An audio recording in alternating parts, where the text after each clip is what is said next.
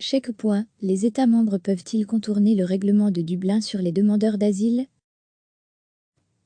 En 2015 et 2016, 2,5 millions de personnes ont demandé l'asile dans l'Union européenne. La question de la répartition de ces demandeurs d'asile dans les États membres est définie par le règlement de Dublin. Celui-ci stipule que c'est au premier pays par lequel le réfugié est entré dans l'UE d'examiner la procédure d'asile.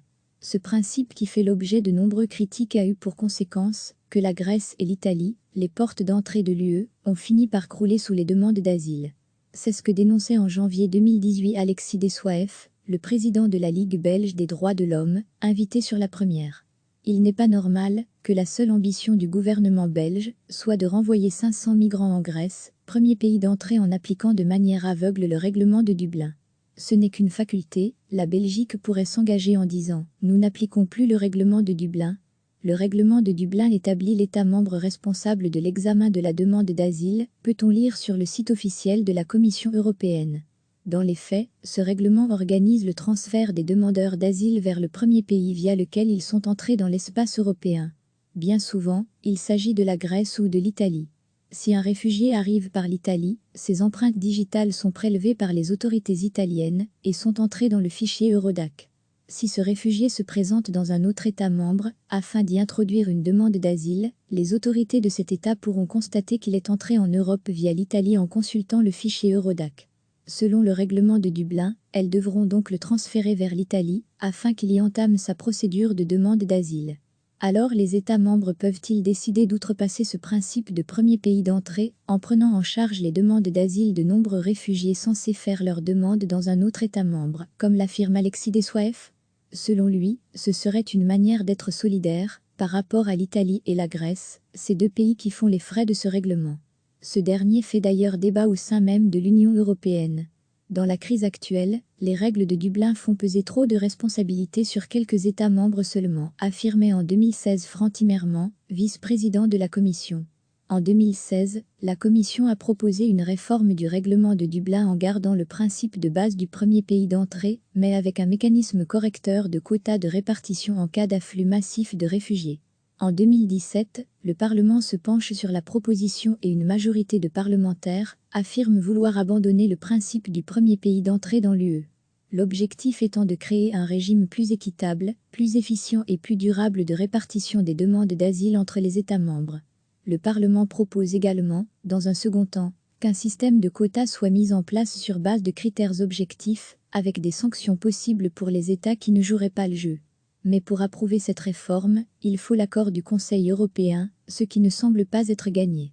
Certains États comme la Hongrie ou la Pologne sont contre le système de quotas.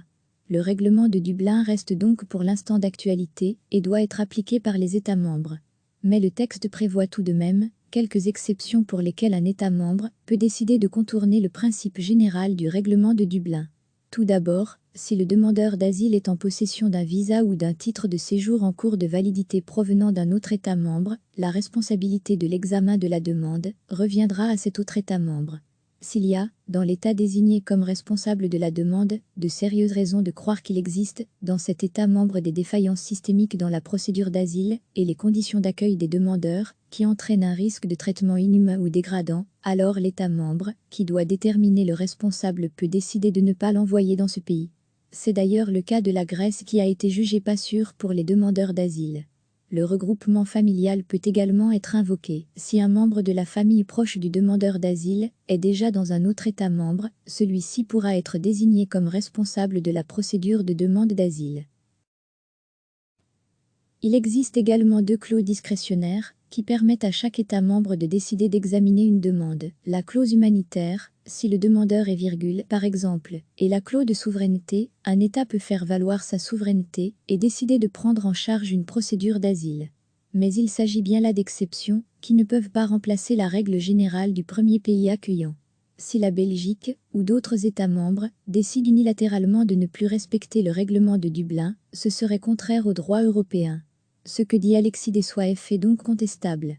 Dans le cadre de l'émission Europe Hebdo diffusée chaque dimanche à 23h25 sur la 3, la RTBF vous propose une séquence de fact-checking, autrement dit, de vérification par les faits, en partenariat avec les chaînes françaises LCP et Public Sénat, et avec le soutien du Parlement européen. Chaque semaine, une déclaration ou une idée reçue passera l'épreuve du checkpoint. Pour retrouver tous les épisodes de Checkpoint, cliquez ici. Recevez chaque matin l'essentiel de l'actualité. En 2015 et 2016, 2,5 millions de personnes ont demandé l'asile dans l'Union européenne. La question de la répartition de ces demandeurs d'asile dans les États membres est définie par le règlement de Dublin. Celui-ci stipule que c'est au premier pays par lequel le réfugié est entré dans l'UE d'examiner la procédure d'asile. Ce principe qui fait l'objet de nombreux critiques a eu pour conséquence que la Grèce et l'Italie, les portes d'entrée de l'UE, ont fini par crouler sous les demandes d'asile. C'est ce que dénonçait en janvier 2018 Alexis Dessoif, le président de la Ligue belge des droits de l'homme, invité sur la première. Il n'est pas normal que la seule ambition du gouvernement belge soit de renvoyer 500 migrants en Grèce, premier pays d'entrée en appliquant de manière aveugle le règlement de Dublin. Ce n'est qu'une faculté, la Belgique pourrait s'engager en disant « Nous n'appliquons plus le règlement de Dublin ». Le règlement de Dublin établit l'État membre responsable de l'examen de la demande d'asile, peut-on lire sur le site officiel de la Commission européenne. Dans les faits, ce règlement organise le transfert des demandeurs d'asile vers le premier pays via lequel ils sont entrés dans l'espace européen. Bien souvent, il s'agit de la Grèce ou de l'Italie. Si un réfugié arrive par l'Italie, ses empreintes digitales sont prélevées par les autorités italiennes et sont entrées dans le fichier Eurodac. Si ce réfugié se présente dans un autre État membre, afin d'y introduire une demande d'asile, les autorités de cet État pourront constater qu'il est entré en Europe via l'Italie en consultant le fichier Eurodac. Selon le règlement de Dublin, elles devront donc le transférer vers l'Italie, afin qu'il y entame sa procédure de demande d'asile. Alors les États membres peuvent-ils décider d'outrepasser ce principe de premier pays d'entrée, en prenant en charge les demandes d'asile de nombreux réfugiés censés faire leur demande dans un autre État membre, comme l'affirme Alexis Dessoif ? Selon lui, ce serait une manière d'être solidaire par rapport à l'Italie et la Grèce, ces deux pays qui font les frais de ce règlement. Ce dernier fait d'ailleurs débat au sein même de l'Union européenne. Dans la crise actuelle, les règles de Dublin font peser trop de responsabilités sur quelques États membres seulement, affirmait en 2016 Frans Timmermans, vice-président de la Commission. En 2016, la Commission a proposé une réforme du règlement de Dublin en gardant le principe de base du premier pays d'entrée, mais avec un mécanisme correcteur de quotas de répartition en cas d'afflux massif de réfugiés. En 2017, le Parlement se penche sur la proposition et une majorité de parlementaires affirment vouloir abandonner le principe du premier pays d'entrée dans l'UE. L'objectif étant de créer un régime plus équitable, plus efficient et plus durable de répartition des demandes d'asile entre les États membres. Le Parlement propose également, dans un second temps, qu'un système de quotas soit mis en place sur base de critères objectifs, avec des sanctions possibles pour les États qui ne joueraient pas le jeu. Mais pour approuver cette réforme, il faut l'accord du Conseil européen, ce qui ne semble pas être gagné. Certains États comme la Hongrie ou la Pologne sont contre le système de quotas. Le règlement de Dublin reste donc pour l'instant d'actualité et doit être appliqué par les États membres. Mais le texte prévoit tout de même quelques exceptions pour lesquelles un État membre peut décider de contourner le principe général du règlement de Dublin.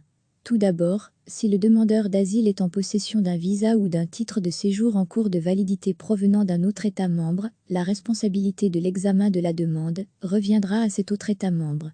S'il y a, dans l'État désigné comme responsable de la demande, de sérieuses raisons de croire qu'il existe, dans cet État membre des défaillances systémiques dans la procédure d'asile et les conditions d'accueil des demandeurs, qui entraînent un risque de traitement inhumain ou dégradant, alors l'État membre, qui doit déterminer le responsable, peut décider de ne pas l'envoyer dans ce pays. C'est d'ailleurs le cas de la Grèce qui a été jugée pas sûre pour les demandeurs d'asile.